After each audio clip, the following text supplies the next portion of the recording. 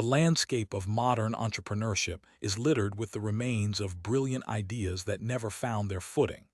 For decades, the prevailing wisdom suggested that starting a business was a matter of drafting a perfect 100-page business plan, securing a mountain of venture capital, and then executing that plan with unwavering discipline. We were taught that if you build it, they will come. However, the harsh reality of the 21st century marketplace has proven this traditional model to be fundamentally flawed.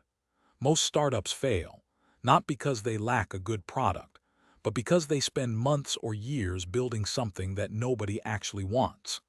This book is a journey into a different way of thinking. It is an exploration of how to manage the startup as a unique entity that is distinct from an established corporation. We are moving away from the era of intuition-based management and into the era of scientific entrepreneurship. The goal of this journey is not just to build a company, but to find a sustainable business model that can survive the chaotic and unpredictable nature of the real world. Throughout the following chapters, you will learn why the traditional metrics of success, like raw user growth or hours spent in the office, are often illusions that lead to disaster. You will discover how to treat your business ideas as hypotheses that need to be tested with the rigor of a laboratory experiment. We will dive into the mechanics of the build, measure, learn feedback loop, the power of minimal viable products, and the critical importance of distinguishing between true value and wasteful effort. By the time you reach the final pages, you will have a completely new toolkit for navigating uncertainty. You will understand how to use data not just to prove you are right, but to discover the truth about what your customers truly value. This is a guide for the visionary who is tired of guessing and ready to start knowing. Whether you are a solo founder in a garage or a leader within a massive organization looking to innovate, the principles laid out here will provide the roadmap for building something that lasts. To understand the philosophy of this book, one must first accept that a startup is not merely a smaller version of a large company. Large companies execute known business models. Startups are in a frantic search to find one. This distinction is the core theme of our exploration. We will begin by redefining what it means to learn in a business context, moving away from anecdotal success and toward what we call validated learning. This is the process of demonstrating, through empirical data, that a team has discovered valuable truths about a business's current and future prospects.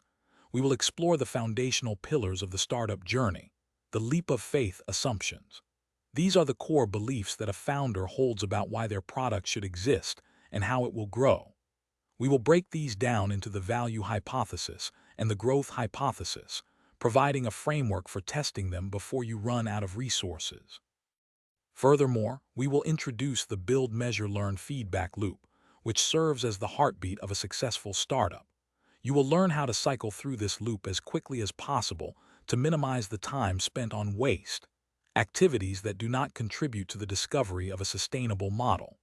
We will also examine the engines of growth, the specific mechanisms that drive a company's expansion, and the actionable metrics that tell you whether those engines are actually turning.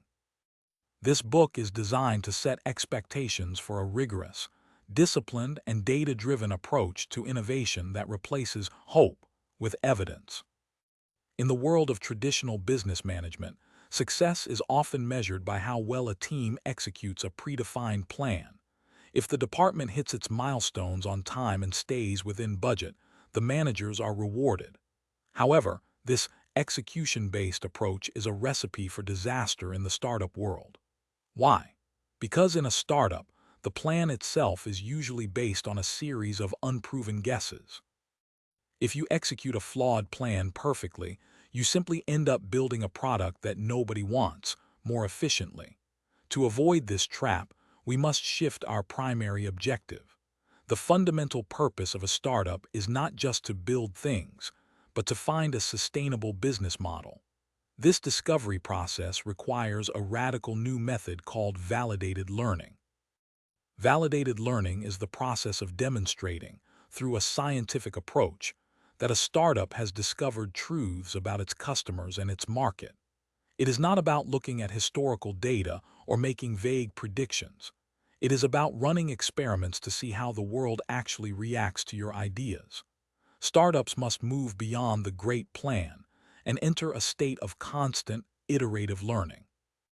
They need to figure out exactly who their customers are, what those customers actually want, as opposed to what they say they want, and how to build a mechanism that generates revenue from that value. To initiate this process, a founder must begin with a hypothesis. Think of this as a scientist would. You have a theory about how the world works, and you need to prove or disprove it. For instance, a founder might hypothesize that busy professionals in urban areas are willing to pay a premium for high-quality, pre-made organic meals delivered to their office. This is a fundamental assumption that must be tested. If you simply start renting kitchens and hiring chefs based on this assumption, you are gambling. Validated learning suggests you test the assumption first. One of the most powerful examples of this principle in action is the origin story of Zappos, the online shoe giant. Today, Zappos is a household name, but when it began, the idea of buying shoes online was considered absurd by most experts. People thought customers needed to try shoes on, feel the leather, and see the color in person before committing to a purchase. Nick Swinmurn, the founder of Zappos, had a hypothesis. People would be willing to buy shoes through a website. Instead of building a massive warehouse, spending millions on inventory, and creating a complex distribution network, Swinmurn chose the path of validated learning. He went to a local shoe store, took photographs of the shoes on their shelves, and posted those photos on a very basic, fake web shop. When a customer actually clicked buy and placed an order, Swinmurn would go back to the store, buy the shoes at full retail price, and ship them to the customer himself. From a traditional business perspective, this was a terrible way to run a company. He was losing money on every sale and doing manual labor that didn't scale. However, from a startup perspective, it was a brilliant experiment. He wasn't trying to make a profit yet. He was trying to validate a hypothesis. By seeing that people were actually willing to enter their credit card information to buy shoes they had only seen in a photo, he gained the most valuable asset a startup can have: proof. He had validated that the demand existed.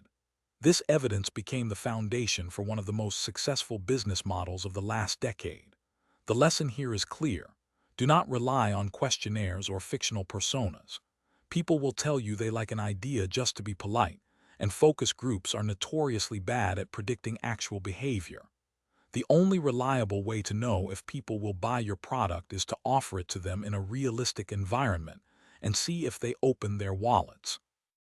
If you can't get a small group of real people to engage with a simple version of your idea, a more complex version won't save you. Validated learning ensures that when you finally do invest heavily in infrastructure and marketing, you are building on a foundation of facts rather than a tower of fantasies.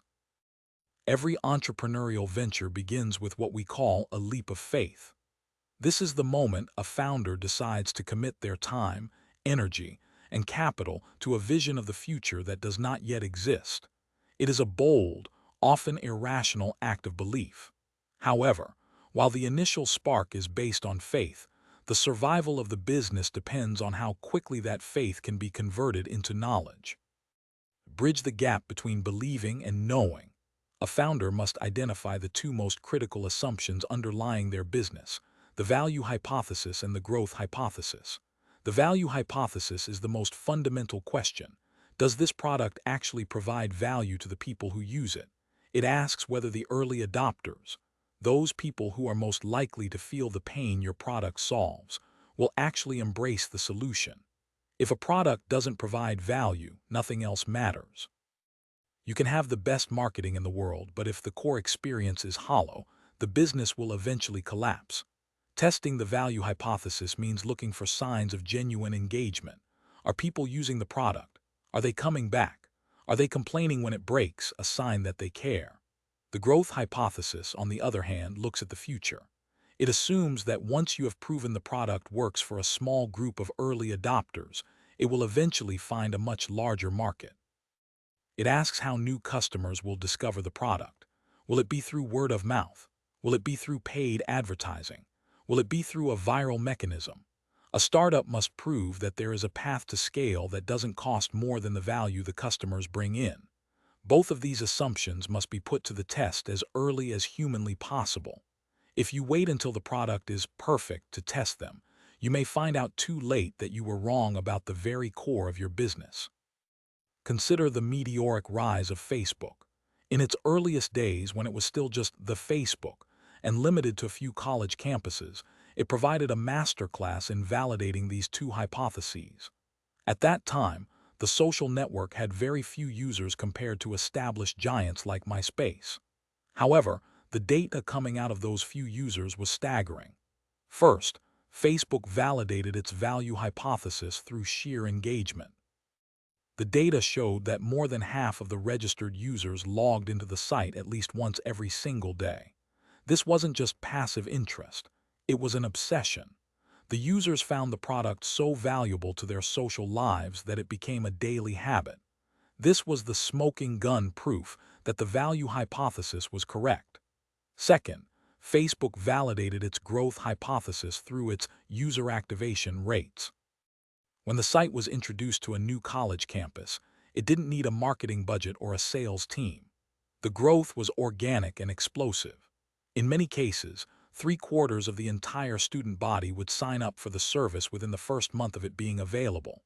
This proved that the product had a natural viral pull. The users were doing the marketing themselves. Because Mark Zuckerberg and his team had this hard data, they didn't have to rely on faith when talking to investors. They could point to the engagement and the activation rates as proof of a massive future. This is why investors were willing to pour millions of dollars into the company even before it had a clear plan for making money. They saw that the foundation, the value and the growth, was already proven. For any founder, the goal is the same. Find the data that turns your leap of faith into a calculated risk. If you can't prove that people want your product and that it can grow, you need to stop and rethink your strategy before you spend another dime. In the search for a sustainable business model, the most valuable currency is not money but speed. Specifically, it is the speed at which you can move through the cycle of learning. In a startup environment, you are essentially operating in a dark room, trying to find the light switch. The faster you move your hands, the sooner you'll find it. To facilitate this, we use a framework called the Build, Measure, Learn (BML) loop. This cycle is the fundamental engine of progress for any entrepreneurial venture. The BML loop is a continuous process designed to help you figure out what to build and how to turn it into a business. It starts with a simple premise. You cannot know what will work until you try it in the real world. You must get out of the building, show your ideas to actual customers, and gather their feedback. The first step in the loop is **build**. But here is where many founders go wrong. They try to build the final version of their product. In the BML framework, you should instead build the simplest possible version of your idea, what we often call a minimum viable product, MVP, or even a smoke test. This could be a landing page, a prototype made of cardboard, or a manual service that mimics a digital one. The goal of the build phase is not to create a masterpiece. It is to create an experiment that can test your hypotheses. The second step is **measure**. Once you have your simple product or prototype in the hands of customers, you must collect data. This is where you move from the subjective to the objective. You are looking for quantitative data. How many people clicked the button? How many people signed up? How many people actually tried to buy the product?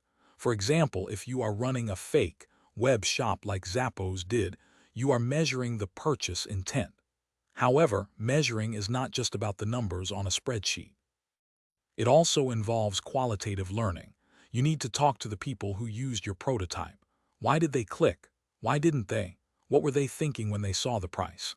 The quantitative data tells you what is happening, but the qualitative data tells you why it is happening.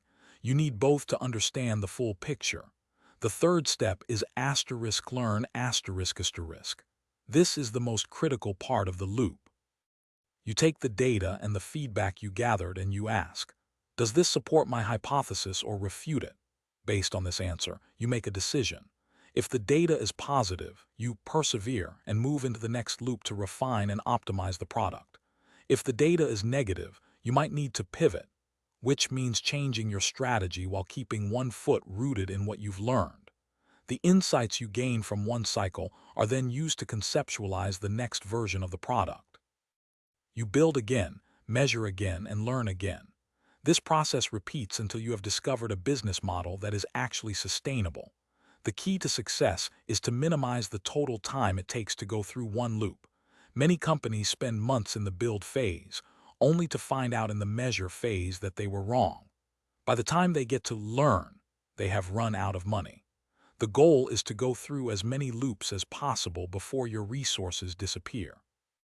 Each loop is an opportunity to improve the product and get closer to what the customer truly wants. The more cycles you can complete, the higher your chances of success. In the startup race, the winner is often the one who learns the fastest, not the one who starts with the most money. As a startup begins to gain traction and the product starts to take shape, a new danger emerges: the accumulation of waste. In a business context, waste is anything that does not contribute directly to learning how to build a sustainable business. For a startup, this usually manifests as features, designs, or services that the team thinks are important, but which the customers don't actually care about. To build a lean and successful company, you must be able to ruthlessly distinguish between value and waste. Value is defined by the customer.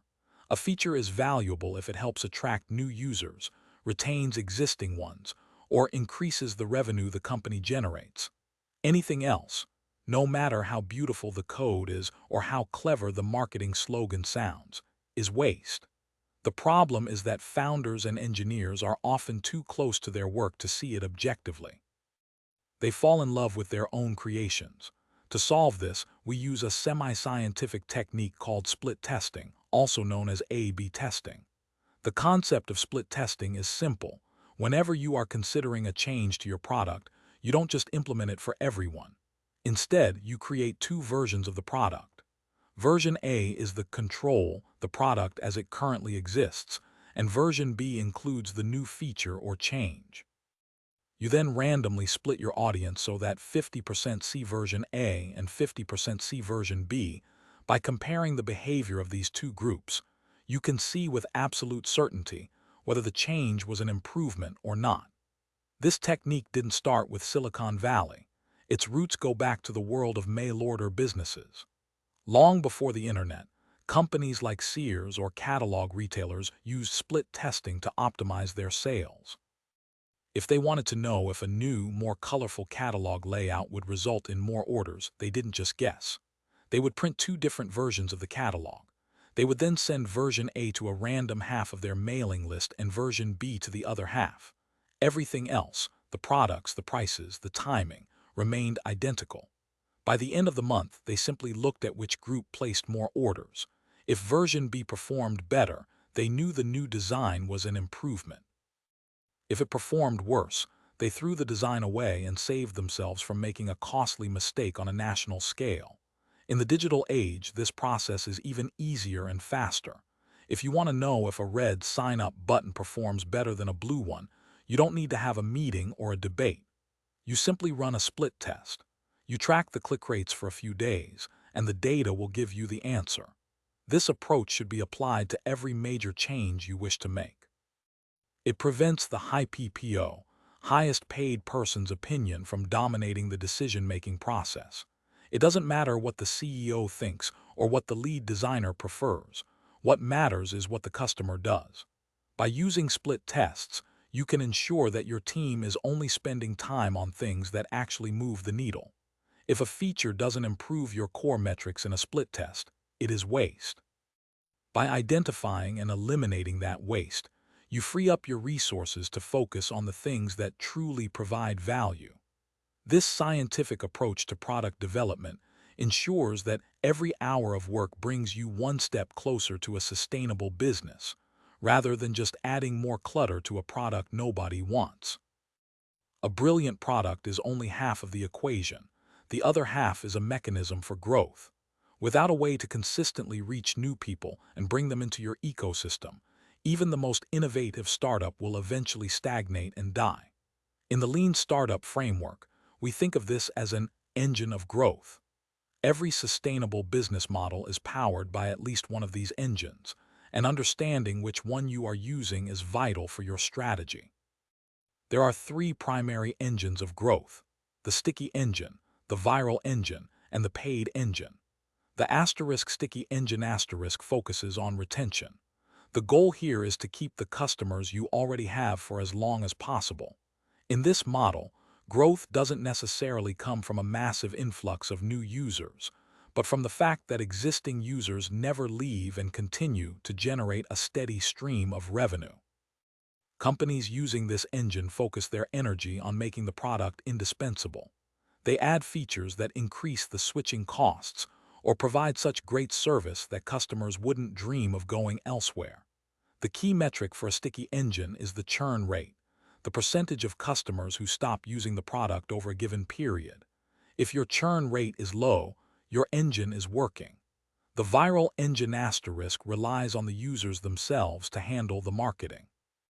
In this model, the product is designed in such a way that using it naturally spreads awareness to others. This is the word-of-mouth engine on steroids. Because the customers are doing the work of bringing in new users, the company can save a massive amount of money on traditional advertising. A classic and famous example of the viral engine is the early strategy used by Hotmail.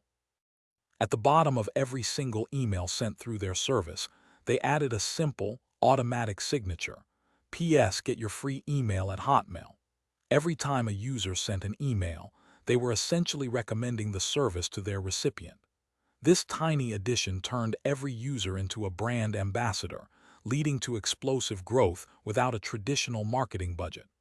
The paid engine asterisk is the most traditional. It involves investing money into marketing and advertising to buy new customers. This could be through Google Ads, Facebook ads, or television commercials. However, this engine is only sustainable if the math works out. You must ensure that the cost per acquisition, CPA, what you pay to get one new customer, is significantly lower than the lifetime value, LTV, the total amount of money that customer will spend with you over time. If it costs you $50 to acquire a customer who only spends $40, your paid engine is actually a death spiral. While it is possible to try and run all three engines at once, it is usually a mistake for a startup to do so. In the early stages, resources are thin and focus is your greatest asset. It is far more effective to pick one engine that best fits your product and focus all your energy on making it run as fast as possible. Choosing a single engine also clarifies your decision-making. When you consider a new feature, you ask, does this help our chosen engine? If you are focusing on the sticky engine, a feature that increases engagement is valuable. If you are focusing on the viral engine, a feature that makes it easier to share the product is valuable. If it doesn't help the engine, it's waste. By picking your engine and tuning it with discipline, you create a predictable path from a small startup to a dominant market player. One of the most dangerous traps a startup founder can fall into is the slimming mirror of vanity metrics. We all want to feel like we are making progress, and there are many numbers in the business world that can make us feel successful even when we are failing.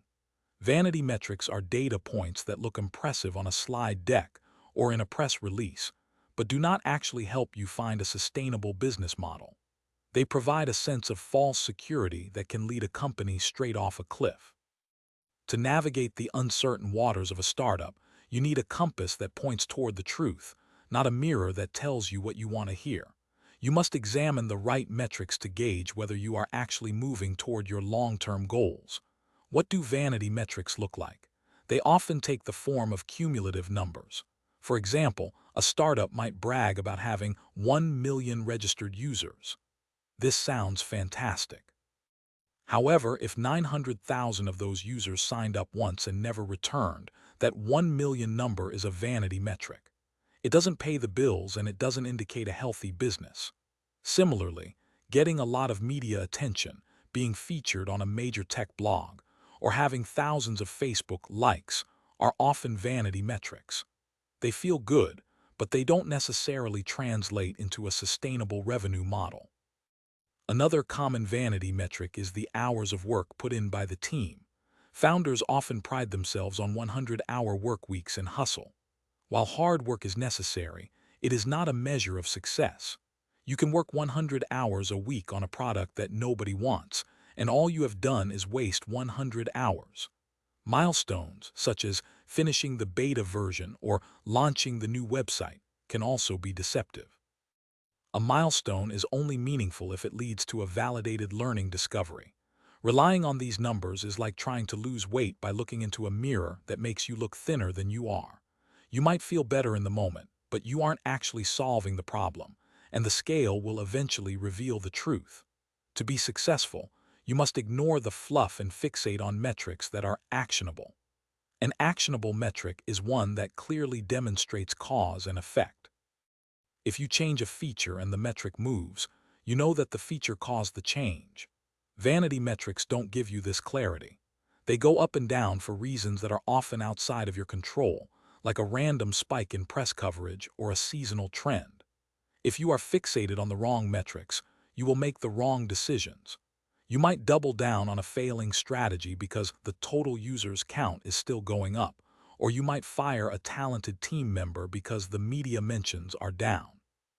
To find sustainability, you must have the courage to look at the numbers that actually matter, even if they are small and disappointing at first. Success isn't about looking good. It's about being right about your business model. Once you have cleared away the fog of vanity metrics, you must replace them with core metrics that provide a realistic view of your progress. Every startup is different, and therefore, every startup will have a different set of core metrics. However, they almost always relate back to the value and growth hypotheses we discussed earlier. Common core metrics include the percentage of users who become paying customers, the average length of a customer session, or the number of referrals generated by every 1,000 users. Finding your core metrics is the first step. Analyzing them correctly is the second. Many startups make the mistake of looking at their data in aggregate, meaning they look at the total numbers for the entire company. This can be misleading. For example, if your total revenue is growing, you might think you are doing a great job. But if that growth is only coming from a massive increase in marketing spend, while the actual quality of the product is declining, you are in trouble. To get a true picture of what is happening, we use a technique called cohort analysis asterisk. Instead of looking at the whole user base at once, you break your users into groups, cohorts based on when they joined. For example, you might have the January cohort, the February cohort, and the March cohort. By comparing these cohorts against each other, you can see if the changes you are making to the product are actually having a positive effect. Let's say one of your core metrics is the recommendation rate, how often a customer refers a friend. To understand if your product is getting better, you would ask, 1. On average, how often did the customers who signed up 6 months ago recommend the product? 2. How often did the customers who signed up 4 months ago recommend it? 3. How often did the customers who signed up last month recommend it? If the recommendation rate for the newest cohort is higher than the rate for the older cohorts, you have empirical proof that your product is improving. You are moving toward your goal of a sustainable business model. However, if the rates are the same, or worse, if they are declining, then you are stagnating. It doesn't matter if your asterisk total number of recommendations is going up because you have more users. What matters is that the asterisk rate for new users is improving. Cohort analysis allows you to see through the noise. It tells you if your engine of growth is actually getting more efficient or if you are just pouring more fuel into a leaky tank. It forces you to face the reality of your progress. When you define your core metrics and analyze them through cohorts, you move from guessing to knowing. You can see exactly which experiments worked and which ones didn't. This level of data-driven discipline is what separates the startups that scale from the ones that simply burn through their cash. You cannot manage what you cannot measure, and you cannot measure effectively without looking at the behavior of your cohorts. This is the final piece of the scientific startup puzzle, using data to ensure that every step you take is a step in the right direction. As we conclude this exploration into the modern startup methodology, it is important to remember that entrepreneurship is as much a discipline as it is an art form. The myths of the lone genius and the overnight success are entertaining, but they rarely reflect the reality of how great companies are built. Real success is the result of a rigorous, often tedious process of testing, measuring, and learning. It is built on the willingness to admit when you are wrong and the courage to pivot when the data demands it. The key insights we have covered: validated learning, the BML loop, the elimination of waste through split testing, and the avoidance of vanity metrics, all point toward a single truth. Your most important job as a founder is to reduce uncertainty. You are an explorer in an uncharted territory, and these tools are your compass and map. The practical takeaway for you today is to look at your current project and ask, what is my biggest leap of faith assumption, and how can I test it with the minimum amount of effort? Don't wait until you have a perfect product. Don't wait until you have a full team. Find a way to run an experiment today. Whether it's a simple landing page or a manual service, get your idea in front of real people and see how they react. This knowledge matters because time is the only resource you can never get back. Every month spent building a feature that nobody wants is a month of your life that is gone forever. By adopting a scientific approach, you aren't just building a better business. You are ensuring that your creative energy is being used to solve real problems for real people. The journey of a startup is never easy, and there are no guarantees of success. However, by replacing guesswork with evidence and intuition with data, you give yourself the best possible chance to turn your vision into a sustainable reality. Stay curious, stay disciplined, and never stop learning. The world is waiting for what you will build next. For more book summaries for free, install Zyroverse.